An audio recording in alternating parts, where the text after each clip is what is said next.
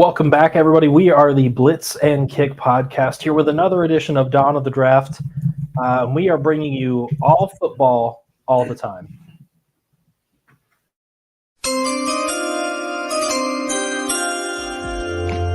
With the first pick in the 2023 NFL Draft,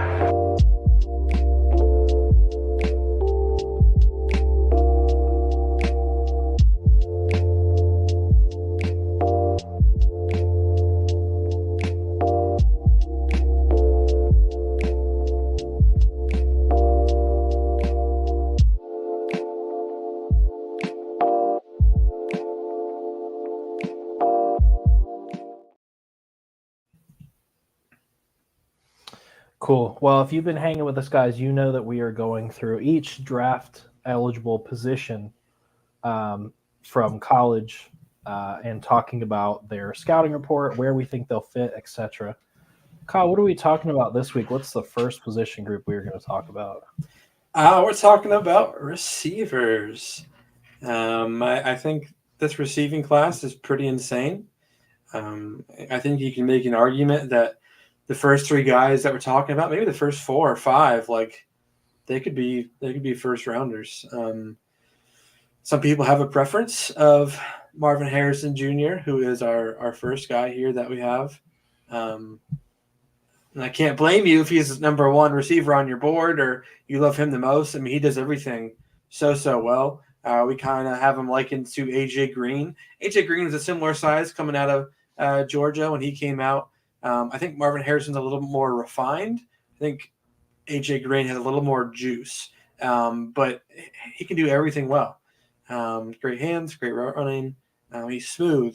He's a 50-50 machine. But with a lot of these guys that we're going to be talking about, it's probably 80-20 with him. He might not have the greatest run after catch ability, but I think he can do everything at a pro level already, in my opinion. Like, I think he's ready to go. And I think the best fits for him are the Bears and the Cardinals. Now, Brad, you and I have talked about, what are the Bears going to do with Justin Fields, right? What are the Cardinals going to do with Kyler Murray? But I think both these teams have 2 first-round picks, if I'm not mistaken. Yep. So, yeah, I mean, they have enough, right? They have enough to do whatever they want. Carolina say, who cares what you do at quarterback? This is a generational talent. Right. Yeah. I mean, he can change the outlook of your offense. Like, he could be the guy. He could be the focal point of your offense, just like AJ Green was with the Bengals, just like Cooper Kupp is with the Rams, just like AJ Brown is with the Eagles, just like Calvin Johnson. Calvin Johnson was like this guy. People will game plan to stop him, just like Justin Jefferson with the Vikings. People will game plan to stop him, and I think you need that in your room. And for the Cardinals, you bring back Kyler Murray, great. You need a receiver. Hollywood Brown is, he's a free agent, right? Even so, if you brought him back, you still need a guy. Bears, that's a great compliment to a DJ Moore, right? DJ Moore, kind of a rack machine. He can do a lot too, but Marvin Harrison's a little bit different. He can win in the middle of the field. He can run some big boy routes. He can probably get hit over the middle. He can run curl routes, comeback routes. He's so long and lanky. He's a very different type of receiver than DJ Moore. So, I think you're getting the whole package with Marvin Harrison. I don't have any anything bad to say really about him. It'll be interesting to see what he does in the combine. I don't think his 40 will matter. I'm sure to some teams it will. He might not run a 4.3, but if he runs anywhere in 4.4, 4.5 range, that's perfect. So, and what is so special about the combine this year for us as a podcast, Kyle? Well, we are going to the combine Friday, Saturday, Sunday, hopefully, or Saturday, Sunday, something like that. Saturday, Sunday, Monday. We'll be down there hopefully and watching some guys live in action and watching them run around in their underwear. So we're excited. That's the best part. Just kidding. I know everyone's so enticed with Marvin Harrison Jr., but I have to be honest. Malik Neighbors is kind of my very close number two. Speaking of rack machines, this guy kind of is. He kind of did it all. Like, yes, I know Brian Thomas was there also, but this guy kind of did it all. He was the number one guy that Jalen Daniels looked at. He played in the SEC. I know you're going to hate me saying it, but some of those defenses in the SEC are tough. And to still come out with 1,500 yards, 14 TDs, that's pretty good. That's nothing to sneeze at. I love that the DJ Moore comp is there because, again, like you said earlier, I'm not going to spit everything back out, but I'm just going to say a great rack guy, a great number one option, a great fit for anybody, really. I like the Giants as a fit because, oh, my Lanta, they have not had a number one in so long. Saints would be good. I think Olave is that speed guy, so Neighbors really plays well with Olave in that circumstance. Plus, it's Olave and who? Rashid Shaheed. I don't think anybody's staying up at night scared about him. Yeah. Be nice to have an actual second weapon for Carr, Winston, whoever the heck it's going to be next year. Yeah, I think the Giants fit is, man, like you said, they just need a receiver. I think Malik Neighbors has a dog in him. Like, I think he can be a number one. And not only is he good after the catch, but when I was watching him, some of his catches, he really goes up and gets it. Like he's pretty good at tracking the ball. He does some things a little weird. Like if it's if he's like 1-on-1, but he's like 5 yards past the corner, and the ball's like, right here. Sometimes he contorts his body in a weird way where he doesn't need to. So he makes it look a little more fancy than he needs to. Yeah. But it doesn't matter. Like he comes down with it. He kind of reminds me a little bit of Devonta Smith, like coming down with the ball, because Devonta is so good at just high pointing it and making everything look easy when he's catching it. But yeah, when the ball's in his hands, he does have that DJ Moore ability. But yeah, the Giants, man, they need a dog. They need someone who can step up, who can catch the ball downfield, but also catch a 3-yard screen or a 7-yard slant, and he could be the guy to take it 50 yards. Like. Yeah. I'm tired of these Giants receivers who are like, we have Jalen Hyatt who can literally just run deep.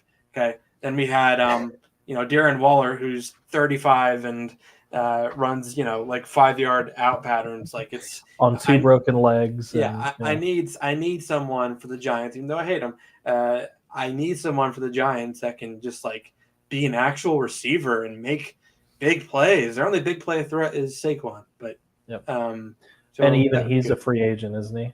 Right. Yeah. He's probably not going to be back. So you're losing lots of juice. And this guy can most definitely bring the juice. Like I said, he's pretty good at route running too. He needs to work on it a little bit. Like it's not his best attribute, but he can go vertical as well.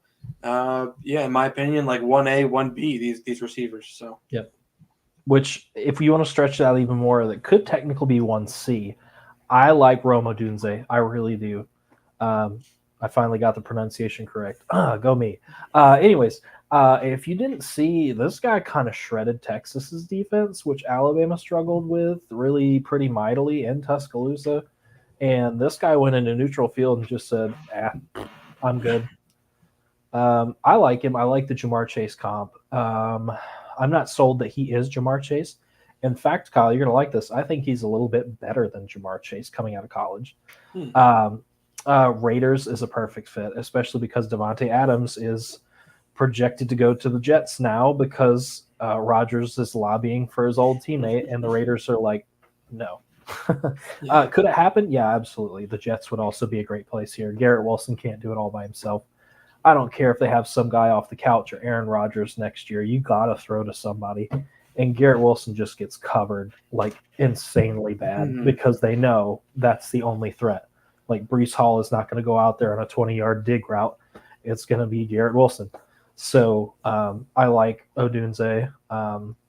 He's a big boy too. He's kind of a big guy. What are your thoughts on Odunze? Yeah, when you first put Jamar Chase, it's like, oh, like that's interesting, right? So I kind of watched him, and he's taller than Jamar Chase, but he's really fast. Like he doesn't create as much separation as you want him to, because I think he's like super fast. I think he's going to test really well. So it surprises me sometimes when he's like not completely running by people or the separation's a little tighter than I think it should be. But like physically, he's got everything right. Really good route running for his size. I see the tracking ability with Jamar Chase. Like he doesn't break his speed. He goes up and he gets it like without having to, settle down or break stride. He's really, really good. I think had Penix placed the ball well against Michigan, he would have had a destructive game against that defense. Yeah, I mean he can kind of do whatever you want him to, right? He's like I don't know if Marvin Harrison will ever be in the slot, right? I don't know if Malik Neighbors will ever be your quote unquote outside receiver, but like Odunze has the size to be an outside receiver. I think he also has the quickness, rack ability, route running to be, if you want to stick him on the inside too. I think that's kind of what makes him a little bit dangerous. The Raiders, put them there, like you said, Devontae Adams, right? They could get rid of him. They kind of need to start this whole process over again, in my opinion. And the Jets, right, with Alan Lazard, that was a horrible signing. We all knew that was going to be horrible. $40 million for that guy. I also forgot Renfro. They just completely abandoned Renfro. I don't know what'll happen to him, but he probably really won't play or be on the team. But the Jets are in win now mode, and I don't think that's going to change in an off season. So if they have a chance to snag a playmaker, they will do that because Aaron Rodgers tells them to. So, I think either would make sense here. Well, finally, a franchise that listens to the quarterback. How's that feel, Packers fans? Anyways, Keon Coleman. I really, really like Keon Coleman. The numbers aren't there. He was hurt. That's going to affect you regardless. Speaking of another guy that's more of a 50, more than a 50-50 guy, I think Keon Coleman kind of fits that bill too. Especially playing in the ACC. You're not seeing as tough of defenses as you normally would. It's still Power 5. I'll still give him credit for that. But he kind of curb stomped when he did play a lot of defenses. And it's weird being 6'4", 215. You'd think, oh, well, he's probably slow. Not really. He's a great athlete. Good. What would you say, rack? He's another rack guy. Yeah, I mean, he's not as good as some of these other guys, but like he has it in him for sure. I would think his number one elite trait is going up and high pointing the ball. I have this comp as Allen Robinson because when Allen Robinson was at Penn State and early on in his career, not anymore, he's kind of slowed down, but just the ability to contort his body to get pretty much his hands on any football that he wants to. He's that kind of guy. But the thing about Keon Coleman is I think he can also, run by you too. Like he's not just a 50-50, 80-20 guy. Like he can run by you as well. I think that's kind of what makes him sneaky. Like you're like, oh, he's 6'4", 220. He'll probably just run some slants and some fades, and he'll just go over top of me. Like, no, he can run by you too if you're not careful. So I think he does have some great athleticism. I don't think it was fully on display at Florida State. Again, injuries probably prohibited that. But like he hurdled over a dude too, like running. I mean, he has athletic traits, right? Like he is super duper athletic. So I think he's one of these guys that if he tests well at the combine, I think he could go in the first round, like in the 20s probably. Probably. I'd agree with that. Speaking of, I think this is our last first rounder, maybe potential. Xavier Worthy. Texas is not back. Let's go ahead and start that. Texas caught a break this year. They could have easily been a 2-loss team had Alabama put it together and had there been any competition in the Pac-12 besides Oklahoma State, but that's another story. He's speedy. I didn't realize it until I went back and watched his tape. Boy, is he fast. He's definitely like your slot guy. Like he fits the bill for slot guy. Jameson Williams, I like that draft comp. Not a huge guy, but boy, does he get it done. Good deep threat. The numbers don't show it, I think, because Texas has a really good offense that just spreads to everybody. What did you like most about Xavier Worthy? I do like those fits. The Chiefs need somebody, anybody, and the Eagles need a third guy. AJ Brown. I don't know. I'm not going to say that, but it seemed like he was pissed off after they lost. But that doesn't mean he quit. I'd be mad too. Devontae Smith is still one hit wonder, but he makes it work. But they just need that third guy. Like Quez Watkins is fast, and I think that's the only nice thing I can say about Quez Watkins. Yeah, that's it. So I like those fits. What's your thoughts on Xavier Worthy? Yeah, he just he destroys angles, right? Like when corners, safeties, they go in, they have a decent angle on him, and it's like, oh, nope, I didn't. Like he runs by people, right? He's so quick, he's so fast. The average 13.3, it's not something that I thought he would have. Like for being such a big play, fast, big playability guy, that's a little low to me. But you're right. I think they do have a lot of options there at Texas, so I don't know if that completely warrants that 13.3 per catch, but he can operate in the screen game as well. Punt returner. So like with the Chiefs and the Eagles, right? The Chiefs, they need a down the field threat. I like what they have in Rashee Rice. I do. I think he operates more over the middle. Yeah, I think he operates more over the middle too. Like he does run those screens, right? And he does. He can go downfield, but like I need someone that's fast, right? The Chiefs, I think they do miss a little bit of an element of Tyreek Hill, and they have Kadarius Toney, and he's fast, but he can't catch the ball. So like I think this makes sense. I think this makes sense for the Chiefs. And for the Eagles, like you said, Quez Watkins sucks. Live picture of Kadarius Toney. They need someone that's fast, but that can also catch the ball. So I really like Xavier Worthy. I think he could also sneak into the back end of the first round. I don't think he's a natural route runner yet, and he's not much of a hands catcher all the time. Sometimes he bobbles things a little bit too much. But if he gets that down. He can have an impact right away, if a team knows how to use him. So, I agree.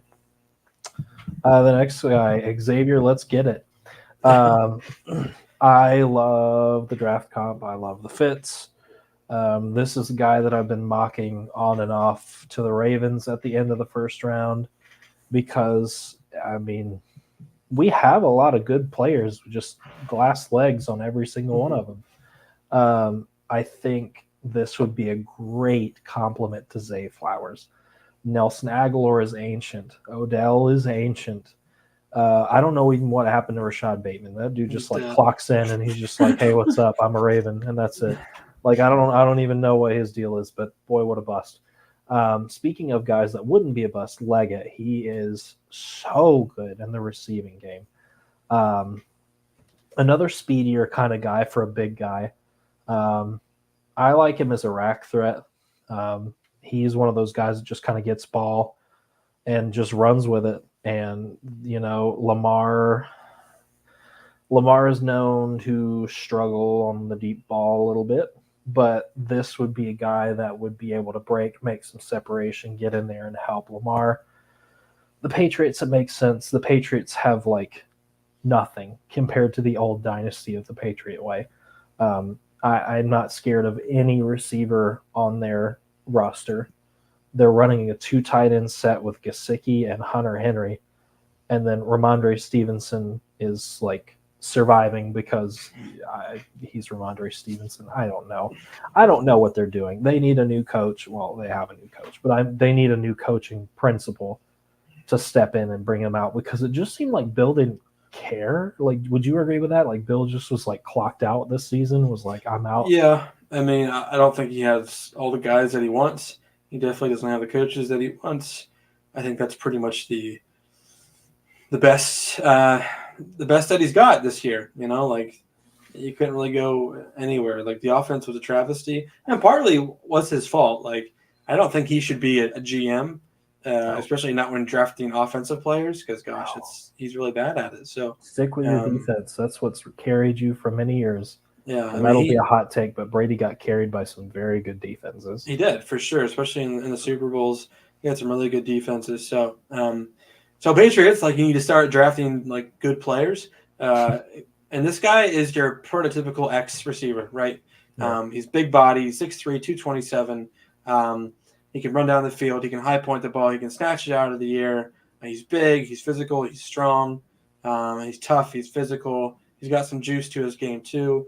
He's not going to run by you all the time. And he's not going to juke past you, and he's not going to be involved in punt returns or the screen game a lot. But, if you're looking for the X receiver, I think that position still exists in the NFL, even though we do have a lot of, speedy, quick guys. Like, we're continuing to go more that route. The X receiver still exists, and Patriots are in need of a real receiver, and that's what he is. Like Alshon Jeffrey.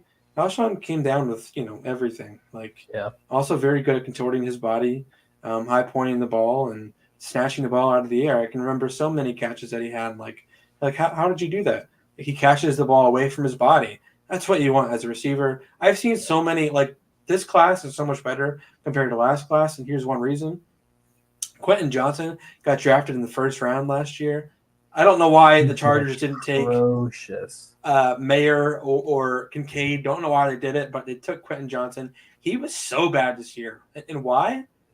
Because he doesn't have hands. Like, he catches with his body too much. He can't track the ball. He doesn't have good hands. He has bricks for hands. Yes. And it's like you said, they're shifting to just fast guys, not skill guys. And that's going to hurt you. Yeah. I mean, like, okay, this guy might not run a 4.3, but, like, okay, you can still exist in the NFL and have good receivers, have a good scheme, have a good offense with guys that don't run a 4.3. Look at, Chris Godwin, Mike Evans. Those guys aren't the fastest, but they're really good NFL receivers. Why? Because they're tough, they're physical, they're strong, they catch the ball, they do their job, and they run their routes. So this guy might not be the most sexy pick. He's not going to be lightning fast, but I think he's one of these guys that maybe he'll fall a little bit based on his athletic traits, his speed at the combine, but I think you're going to get a steal. I mean, we've seen so many of these guys that drop a little bit based on their athletic traits, and they get in the NFL and they're just like, hey, like, I'm here. You know why? Because I run good routes and I catch the ball. Look at Puka Nacua as a great example of that. A fifth-round steal. Yeah, whose fundamentals are solid, but he just Amon-Ra wasn't the most Brown athletic. Too. So Amon-Ra St. Brown was like a third or fourth round pick. Yep. And I think he was a little undersized, right? He didn't run as fast as we thought he would or he should, and he dipped down. But he's like, okay, I'm really good in my details. I'm really good at catching the ball. Yep. I'm really good at running my routes and doing my job. And, like, sometimes that's all you need. So for a lot of these guys, Brendan Rice. If you don't know who Brendan Rice is, he's the son of Jerry Rice. Let's just get it out of the way now. For being the son of Jerry Rice, though, I'm going to be really honest. He is good. Yeah. He's not great, but he's good. He's good. Solid. Yeah. I don't know if it's the USC jersey, but he does remind me of Robert Woods a little bit too. I mean, maybe it's the number 2. Maybe that's why. But, he's big. He's 6'3", 210, but he doesn't run like he's 6'3". I think he's very, very smooth. The thing that I have questions about is he's very inconsistent, first of all. And a lot of the big-time plays that he's made is because Caleb Williams runs around for 20 seconds and then finds Brendan Rice standing wide open. Yeah. So is that really Brendan Rice? Or is it just Caleb Williams running around and finding someone open? I guess one benefit from that is he doesn't give up on the play. Yeah, he's learning how to get open after the play breaks down, and that's good. You need that for sure. I don't know if he can succeed in a prototypical offense, in a offense that's in rhythm and on time. We'll see. He's a little inconsistent at times, and he doesn't play the stiffest of competition. USC pretty much makes every skill position guy look good, so. But I do see a smoothness to his game. It seems very easy to him at times. And if you look at Keenan Allen, Allen's like 6'2", and he operates in a slot a lot of the times. He's a very good route runner, one of the best in the NFL. So those big slot guys do exist. So maybe he could do that at the next level. I think if he gets in the right position, he also Mhm. strikes me as a Quentin Johnson kind of situation. Like, if he doesn't go to the right place, he's going to suck. And Yeah. we're just going to get that out of the way now. Sorry, Jerry. I wish he would have transferred to us instead of going to Texas because I really liked Adonai Mitchell. Yeah. I'll let you take this one because if I talk about Texas, I'm going to get depressed. So Another guy that's more of a body catcher. I don't love it. But for being very skinny, he is very physical and violent after the catch. Really good speed as well. I think he could be a deep threat. Really long arms, and my gosh, that helps. Like especially when you're running down the field. Sometimes those go balls, like those vertical routes, the quarterback is off just by a little bit, but that's a big difference, right? Because you're running so fast, and it's kind of difficult throws to make, no matter how good you are. So those long arms will definitely come in handy. He does remind me a little bit of CD Lamb. I couldn't find the most perfect comp for him, but it's hard because he's really small and really big. So yeah, he's skinny, but he's tall. But he doesn't have the best hands. But he's at times he's a good route runner too. So, but 10 touchdowns is nothing to sneeze about. No. And I think teams like the Bengals, great. I think Tyler Boyd could be on his way out if you want a third option. A deep threat for Joe Burrow. And the Lions, I'm kind of thinking of like Josh Reynolds replacement, maybe. I like what Amon-Ra St. Brown can do in the slot and sometimes out of the slot. But having another guy that can win down the field, along with Jameson Williams. So because honestly, Goff is fine. Goff is fine. Yep. Yeah.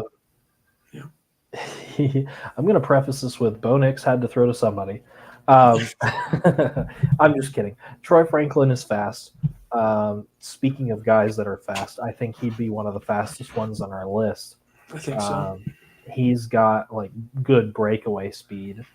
I had to go back. I got to be honest with you, Kyle. I was like, Mike Wallace, really? So I had to go look at that. Yeah, I mean, it's not perfect, but it's a pretty good comp.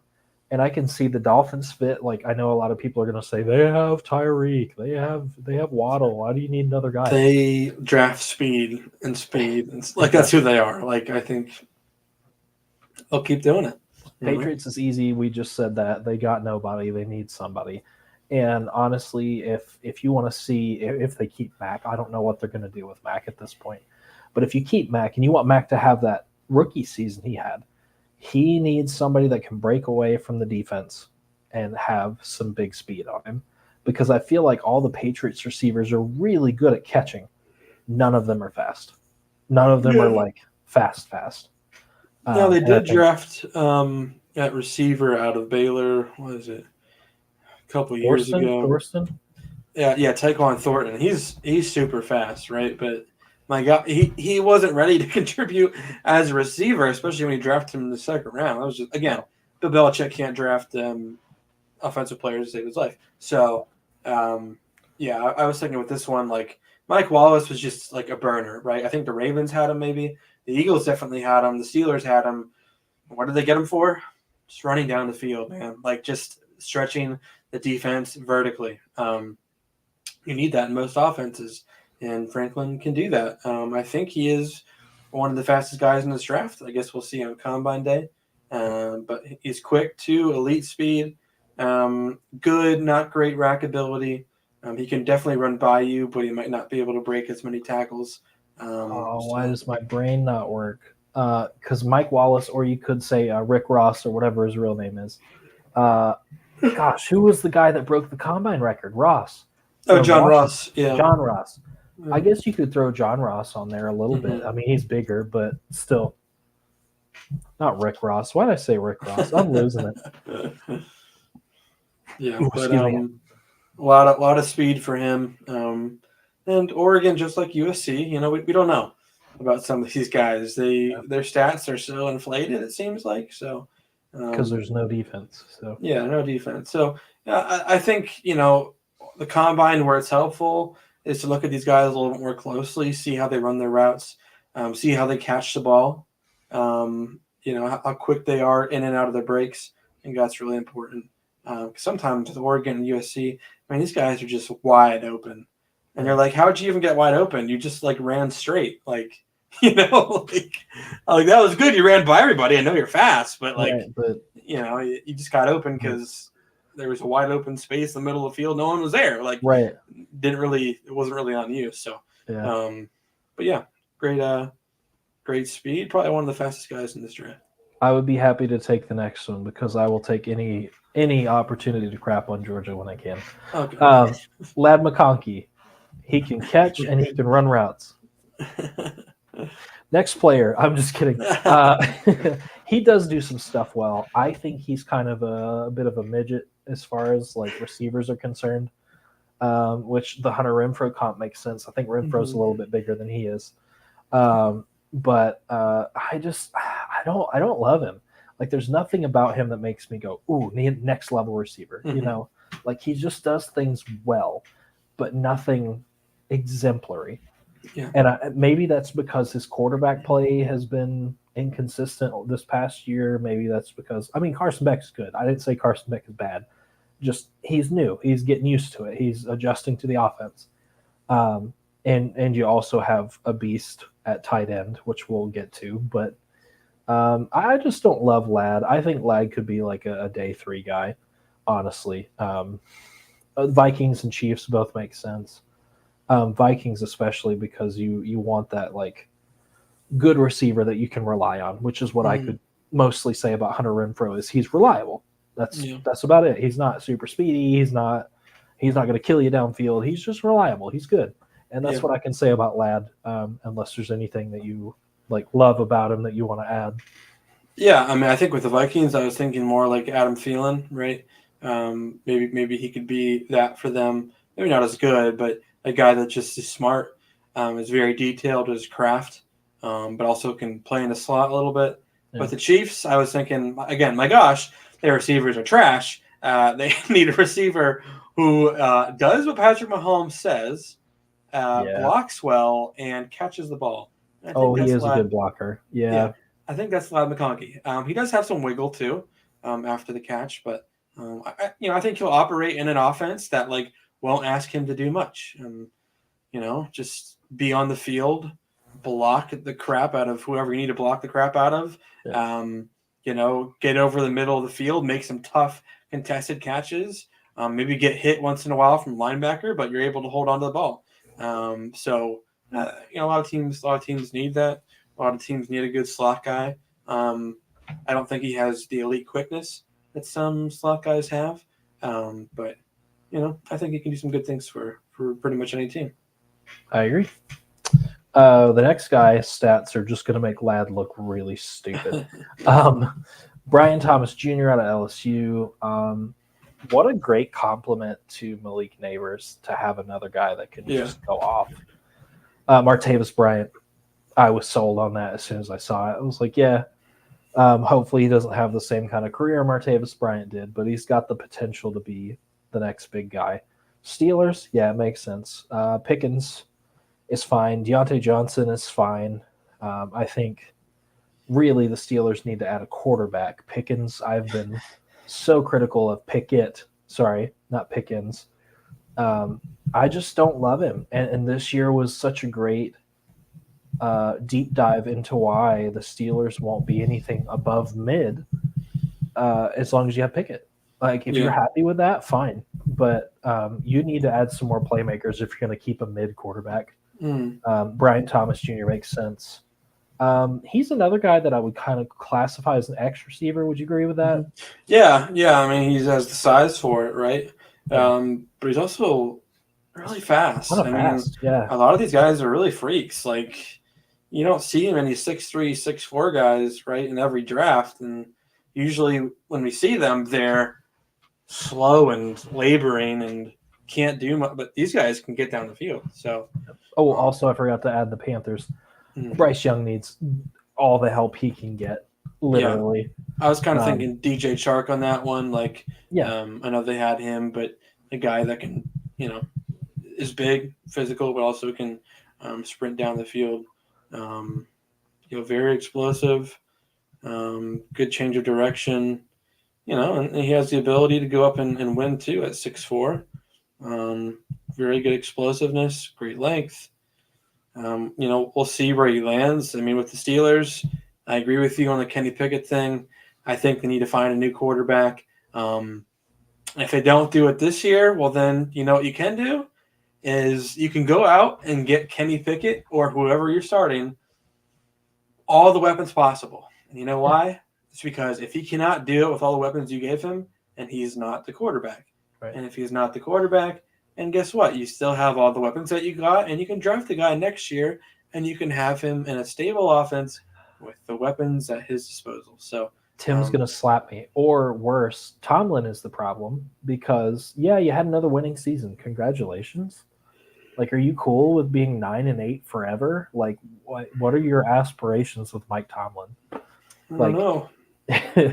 Sorry, I have to say that. Like, I like Mike Tomlin, but I think his time is kind of coming to a close because it's been a long time since they've been in Super Bowl contention. Mm-hmm.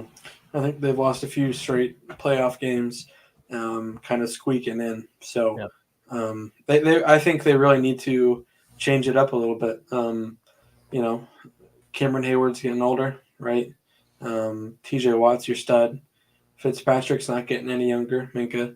And then, George Pickens is coming on. Their running backs are doing well. You got Freiermuth. You got Deontay Johnson. I think it's time to invest a little more in your offense. And, find that QB. So, agreed. Speaking of things that won't need a QB but could help a QB, let's go Malachi Corley. What a strange little feller to be coming out of Western Kentucky and posting some decent stats. I like him with the Texans more than I like him with the Panthers just because that receiving core for the Texans is pretty deep, but the top half of that Texans core is really good. Nico Collins really came on this season. Tank Dell really came on this season. Malachi Corley could be a number 3 guy like Jaden Reed kind of is with the Packers. I liked that because I was like, okay, so he doesn't have to be the stud, but he can be one of those guys that contributes. And with Stroud balling out, why wouldn't you go get him somebody else at this point? Yeah. Speaking of speedy guys, another guy in Corley. Like we could just, you know what? I'm not going to say speedy anymore, Kyle. We're just going to assume that everybody from this point on is pretty speedy for the most part, and move on. What would you say he does particularly very well here? I think he's could be a yak merchant, rack merchant, if that's what they call it. That's what they call Deebo Samuel. I don't think he's going to be a number 1. I really don't think he's going to be a number 2, but I think he operates in space well, and I think he can do a lot of different things for your offense, get the ball in a variety of ways. When you watch him, a little hint of Jalen Reagor, not going to lie. That's not necessarily a bad thing because Jalen Reagor didn't improve at all. But a guy that has all the athleticism that you want, right, that can break tackles, that can make plays down the field too, but he's just a little short, arm length, height, maybe not most elite speed, but he can do a lot of good things for an offense. Very physical too. But you know what? Like, he's not my favorite guy that I've seen, but I just saw a mock draft that came out today, and one of the most renowned guys, Dane Brugler, if you don't know who he is, look him up. He does a lot of good draft coverage. He mocked Corley in the 2nd round. So, a lot of these guys that we've talked about so far, like, they could be up there. So. They're fringe day 1, day 2 guys. Mm-hmm. Not everybody, but there's a good portion that could be fringe. Speaking of a guy that could be day 1 potential just because of how he's played in the back half of the season, Jalen McMillan, what a great compliment to Polk and Odunze. He really came into his own a little bit this season. It's unfortunate that he was hurt for a while, which I don't think teams put that much stock into that. Like, they're not going to look at stats like we do and go, well, that's pretty mid. I like him. I like the Stephon Diggs comparison. which I don't even know if Stephon Diggs even is Stephon Diggs anymore to bring that up. But yeah, Panthers definitely. Raiders would be a great complement to Devontae Adams. This guy is a good complementary receiver. He proved it by playing in a 3-man system where all three could potentially go somewhere pretty early in the draft. I like him a lot. I just think he's another rack guy. These are all speedy rack guys. It's weird. Yeah, he really good route runner. I think that's what the consensus is on him. If you look at Stephon Diggs, Diggs is 6 foot 190, and McMillan is 6'1", 190. So similar kind of body type there, but also very physical. He's aggressive. That reminds me of Stephon Diggs. Like Stephon Diggs isn't the fastest guy, but his route running ability and his way to just really compete at every level. Whether it be intermediate routes, short routes, like he's physical and he's violent, and he's really good in his craft. And I think McMillan, could be that. I don't know what he would have been like without his injury. I don't know if his stats would have improved. I mean, I'm sure they would have, but this is kind of a guy that I think with his combine, he could rise up a little bit. And I think he could sneak into a day 2, maybe like a 3rd round, maybe, and he could get better, and he could be like a number 1 or a number 2. If teams let him develop. This year's Puka Nacua to you? He could be. I think he's definitely flying. I mean, he's not totally under the radar. It's Washington. Like, people are aware of Washington's receivers, right? But I think out of most of the guys of the last like 5 or 6 picks, like I think he has potential to be better than Corley, Thomas, McConkey, Franklin, Brendan Rice. Like, I think he could be a top 5 receiver in this draft. It just we'll see how his health is. We'll see where he goes. Right. Let's talk about Devontae Walker. I think the biggest word for me on him is dangerous. He's a great athlete. George Pickens is probably the perfect draft comp for him. Just this big freak athlete that can do everything for you. I agree with the Bears more than I agree with New York. Like, New York could just throw a dart and pick anybody in. It would be good for them. But the Bears, this would be a good compliment to DJ Moore also, is to have that big body guy that's going to go up and go 80-20 for a ball. He's got some Marvin Harrison traits, and he's going to come up with the ball, but I would never liken him to Marvin Harrison in terms of overall athleticism. He's in his own little space of can be on fire one game, next game he's nowhere, kind of like Pickens. Yeah, I mean, massive frame, but also really good in catch and run situations. I think that is a little bit like George Pickens. I've seen George Pickens win down the field in contested balls, but I've also seen him take a slant 80 yards. I think he has that ability. And this guy specifically, Devontae Walker, if he works on his craft a little bit more, if he gets better using his hands and gets better at route running, taking the top off defenses a little bit and kind of capitalizing on every single opportunity, he could be another guy that just produces, especially for a team like the Giants who, needs receivers to win and produce.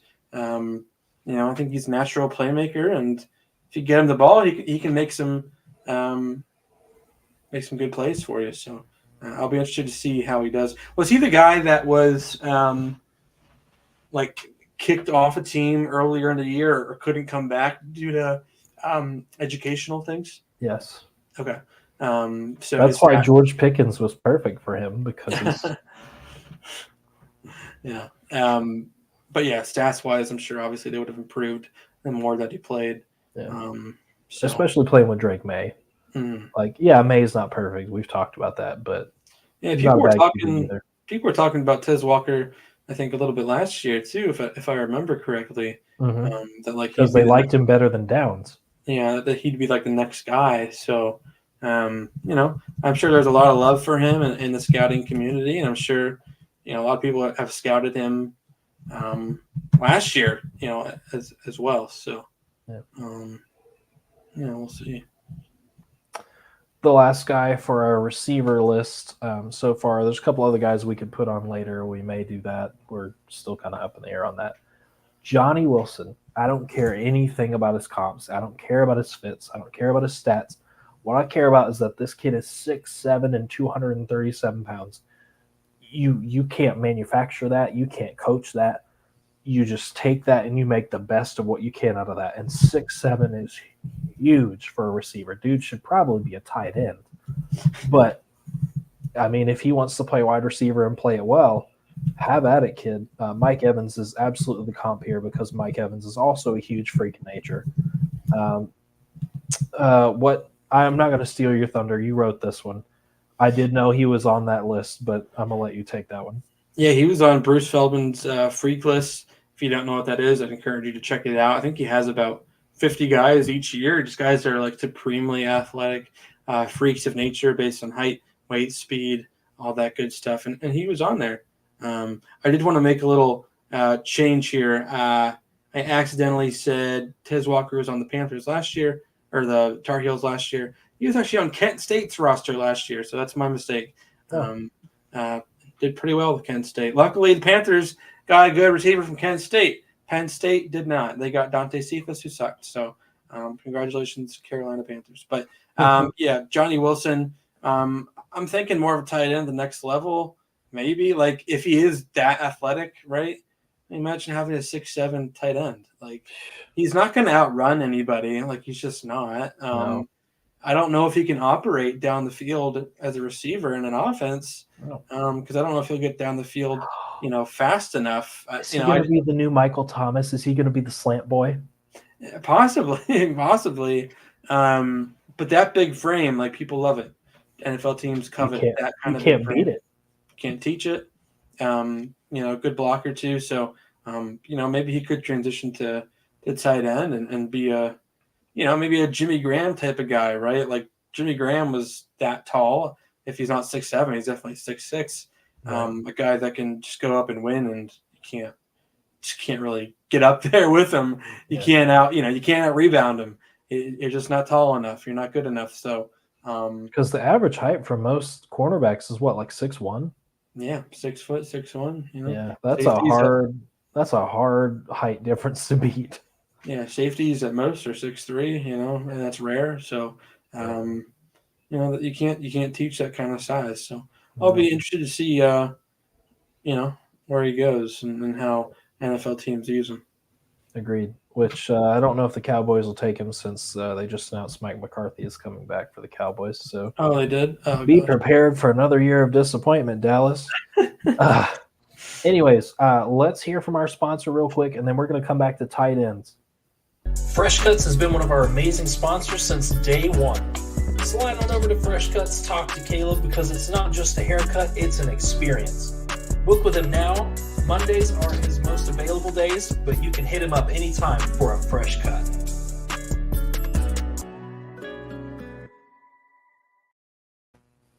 Cool.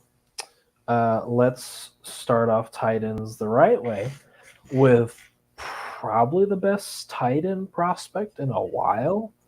I was like racking my brain, Steve, and think of somebody they've talked about at tight end in the first round for a while. Besides Kyle Pitts, of course. But Pitts and Bowers are like apple orange, like not even the same type of tight end. Brock Bowers, I absolutely had to slam the Tony Gonzalez comp because he is just this big receiving threat. Electric, can make things happen, but he's a little bit of Kittle. He's super athletic. He's got that perfect blend of size, speed. I need my notes, sorry. He's a good complementary player, but he can be the focal point of your offense. And he is the 2022 and 2023 John Mackey Award winner. Obviously, he's doing something right. Yeah. I love the Chargers fit. They should have never gotten rid of Hunter Henry. But if you can replace it with Brock Bowers, I think you kind of won. Titans make sense too. I just think the Titans have bigger pressing needs. Like the Chargers already have their receivers. You can pick up a tight end and you'll be fine. Mm-hmm. The Titans, If you're relying on Hopkins to be your tight end one, that's not good. Yeah, they. I was Or thinking. wide receiver one. Sorry. I was thinking with Will Levis, getting that quarterback friendly tight end for you. If Sure. that's the guy they're going with, but you're right, they have a lot of needs. I don't know if tight end is usually not a number one on teams' needs, but if he's there, maybe. But yeah, the Chargers again still mad they didn't go after a tight end last year with Meyer and Kincaid on the board, and they went with a TCU receiver. Not smart. Clearly, I was right on that one. So they could use a tight end for sure to help out Justin Herbert in the middle of the field. Not much more you can say about Brock Bowers, in my opinion. He's probably going to be a top 10 pick, maybe top 5 pick. So that's insanely possible. I think also with Bowers, Kellen Moore might have the ear of the GMs and stuff and say, hey, this offense could be next level for Herbert if we just add another big playmaker. And that's what Bowers is he is just a big playmaker. And it would just it would be so sexy to think of that offense with Brock Bowers. Yeah. That would be some much-watched TV every week with Keenan Allen, Mike Williams, Brock Bowers, Justin Herbert, and potentially Austin Eckler. That would be really good. Yeah. Next guy we got here, Jatavion. Will it let you control it? Oh, no. Oh, there it is. Okay, he went back down. Never mind. I thought I was going to go play dad for a minute. Jadavion Sanders here. Really good yak ability. I kind of mocked him as a Jonnu Smith type, someone that can go down the field, win vertically as well. He would operate very well with the Colts. I mean, they need a tight end. And imagine what Shane Steichen can do with, him in a healthy Richardson. I think he's a guy that can kind of pull on play action, get the ball underneath, and have some great down the field runs. Eagles as well. If you're planning to move on from Dallas Goedert, he is getting up there in age a little bit. And last time they moved on from a tight end was when Zach Ertz was exactly Dallas Goedert's age. So it might happen sooner rather than later. But yeah, it would make sense for the Eagles too. Both Goddard and Ertz were both red zone threats. So is Jatavion Sanders. Yeah. It feels kind of like a plug and play for the Eagles. Yeah. The Colts, unless he has a really good rookie campaign, could just fall into that long list of tight ends that they just rotate through. But I could see him making a bigger impact with the Eagles immediately. Yeah, great hands too. I've seen him mocked at the end of the first round, so he could be end of the first to middle of the second type of guy. He is a very close number 2. I will agree with you on that. Cade Stover, good flexibility and agility. He is an amazing blocker. He has firm hands, good eye coordination. He played defense and tight end before switching to tight end in 2022. So if tight end doesn't work out for him, I guess he could try playing defense. I think my only downside for him is he doesn't really have that extra gear. But he's reliable. I think it's his best trait. Yeah. Lots of times he's come up clutch for Ohio State on a clutch third down on a red zone threat where you need to get down there and get in the red zone. He's been open down the seam. I like the Dawson Knox comp. He's very reliable. I just don't know. I don't know if the Bears will be smart enough to grab him because he would be a good complement with Marvin Harrison because they've already done it, A, and B, because he doesn't have to be the number 1 guy. And that's kind of nice. Also, Cole Kmet is aging, is he not? I mean, he's all right. I was thinking more of Cade Stover as a. I don't think he can be a number 1, but as a number 2 kind of tight end, or a 1B kind of tight end. Just a very willing blocker, a very physical tight end. And I think I don't think the Saints have a physical tight end like that. That's kind of why I mocked them there. Taysom Hill's amazing. Yeah. Honestly, I'm not really sure why I put the Bears. I don't know. He kind of maybe he's a little too similar to Cole Kmet, but maybe they need a tight end number 2. So That's all good. Ben Sinnott.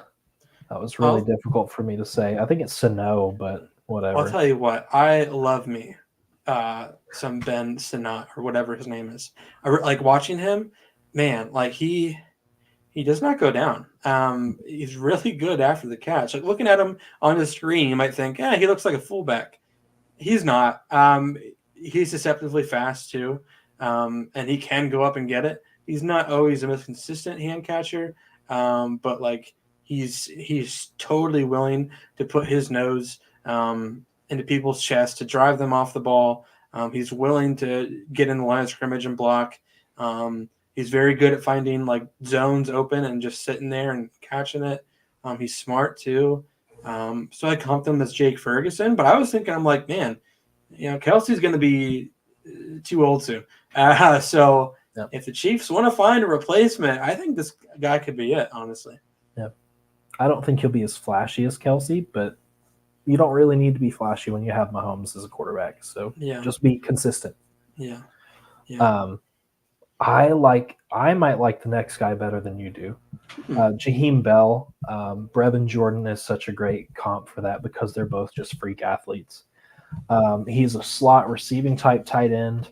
He has good burst off the snap. He could be put out wide in certain packages in the NFL. He was in college. And he has the speed to kind of keep up with that. I think he's a really good route runner also. And those things alone can make you a good tight end if you can excel at one of those things. Cards make sense, but I think I like the Bengals better because the Bengals like those good route runners, deep threats, give Burrow another option.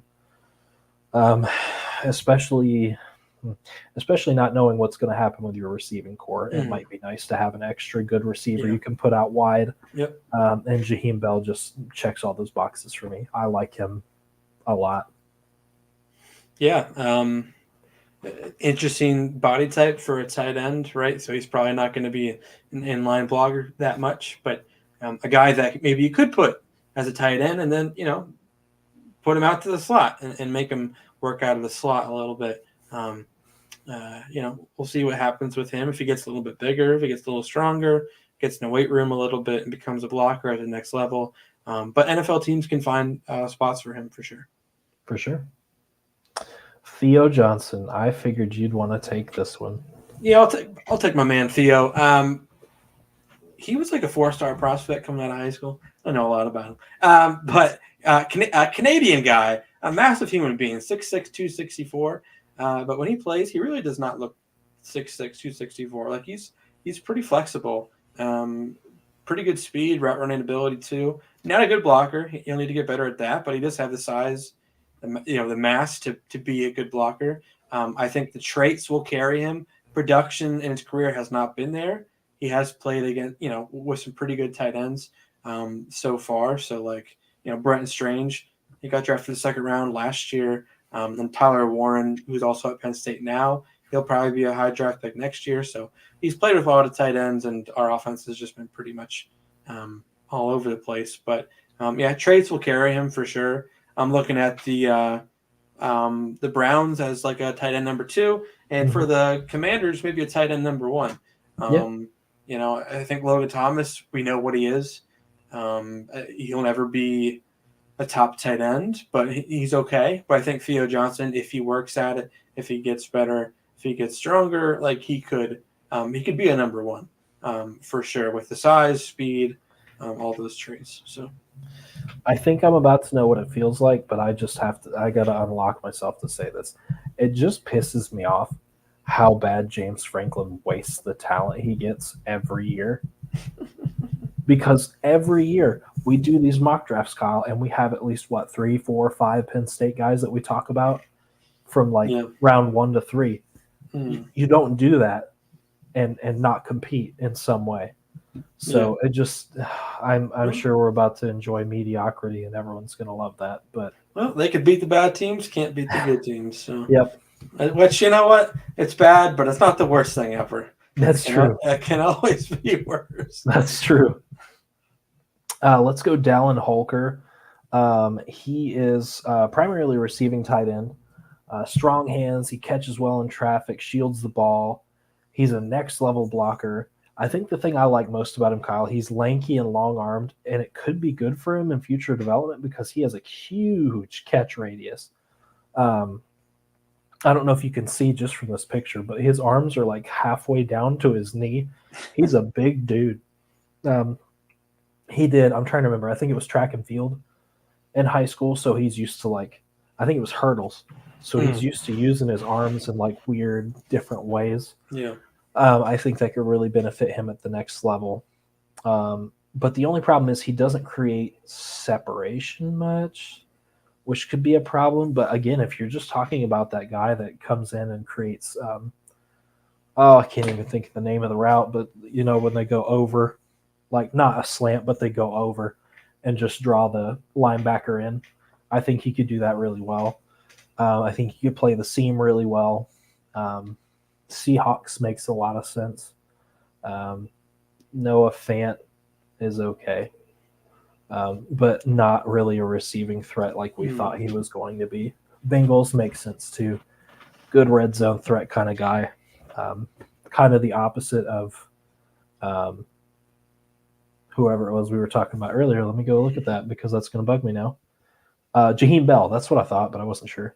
Kind of the opposite of Jaheim Bell, more of just a get open, use your size to get the ball, high point it.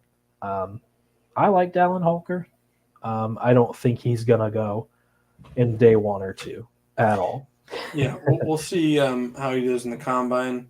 I think he does have some good stats. He has some good moments, some good plays. He does have that size that you want. Needs to get a little bit stronger, a little bit bulkier. But if he runs somewhere in the 4.8, 4.9 range, his stock will probably decrease a little bit. He didn't really play against the stiffest of competition, but he does have some good traits that you want in a tight end, especially with those long arms, his height, and his ability to catch. So, yeah. I'll let you take Eric All. You're the Big Ten guy. You probably know more about him than I do. Yeah, he kind of disappointed me this year. I really thought he'd have a breakout year. He's much more of a blocking tight end. I don't think he really goes down the field that well. I think Iowa tight ends they're good at the next level, right? They just always seem to be good. So he could be very, very much so. He has the prototypical size, weight that you want. He is a very good blocker. Could he be a reliable 3-down tight end? He could be if he can develop his routes, if he can get open a little bit more, improves his quickness and his cutting ability in and out of routes. He could definitely, he could be a number 1 tight end. And I think that probably will get him to elevate his stock a little bit, being from Iowa. NFL teams do that all the time. For Pete's sake, the Eagles did it last year. Hey, that guy's from Georgia. Let's go get him. So I'm sure teams will do that. Hey, this guy went to Iowa and he's a tight end. Let's go get him. Hey, this guy is a tackle from Wisconsin. Let's go. That just happens, right? So if he runs well at the combine, I think he could sneak into a early day 3 kind of range. I agree. Let's go to. Oh, I didn't move it on here. I moved it on the other one. Sorry. Let's go to Brevin Spanford. I kind of like this guy. He's not really scary by any means, but anytime you throw somebody that's above 6'5" at a tight end spot, it makes me excited. He's a good, consistent pass catcher with soft, reliable hands. He's great in contested catch situations. He high points the ball, and he's got quick, violent hands and good balance. The problem is Minnesota used him primarily as a blocking tight end, which didn't make any sense to me when I was watching film. And I was like, oh, okay. I think he'd be a good tight end 2 or a replacement tight end 1 if the Falcons move on from Kyle Pitts because they've done Kyle Pitts no favors while being there. It also makes sense to be a nice comp to Evan Ingram. See, I remembered a name this time. I didn't just sit there. For the Jaguars, because he's very opposite of what Ingram does. Ingram is kind of that fast, quick, speedy kind of guy. And then Brevin Spanford is that better, like, good red zone threat kind of guy that can just go out there and grab it. So I like both those fits. Mercedes Lewis makes a lot of sense to me.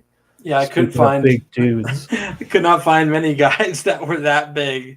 Mercedes Lewis has done it for a long time. Yeah. With the Jags, with the Packers. That's kind of why I put the Jags in there. A little hint there. And then Falcons, like you said, with Kyle Pitts, he's not a real tight end. Like, let's all be honest. He's a wide not receiver. really he's not an in-ball tight end. However, Arthur Smith, who's now gone, you could still obviously use him very well, but you didn't. You're an idiot. So I was thinking along those lines, like he could be a tight end too, a blocking tight end with maybe a little bit of upside to be more of a catching tight end at the next level. I mean, if you can block, you will get on the field as a tight end, right? If you can just catch, you probably won't get on the field as a tight end. So Probably not. always super important to be able to block as a tight end. And him and Eric Hall, I thought honestly they both have better years than what they did. Both around 250 and Eric Hall about 300 yards. I really thought they'd be more productive. Same with Theo Johnson, about 360 yards. So, Big Ten tight ends, the next level, they have some good guys for sure, just like running backs and offensive line. So I'll be interested to see how all three of these guys do, because most of them have, the size, the length, the traits, but the production really hasn't been there. So, yeah. Makes sense. Well, I accidentally gave you a little peek into what we're doing next week. Instead of just tackles, we are tackling the whole O-line. It's going to be another long one. Strap in. We may not have as much to say because I don't want to say that. If your kid plays football and they're an offensive lineman, they're amazing. But they're just not fun to watch sometimes. You're usually watching the running back, the quarterback, the receivers, the tight end. Like, there's so much going on that you just kind of miss the O-line. So I don't really think we're going to sit there and go, this guy's really fast. He reminds me of Mike Evans. We're not going to do that. But we will cover them because they are an important part of the game. Sometimes game-breaking part of the game. I'd say Penei Sewell is one of those guys that's coming to mind right now. Yeah. Tune in, guys. Thanks for hanging with us. Let us know what you thought. Let us know who we missed out on, and we'll see you guys next week. See ya.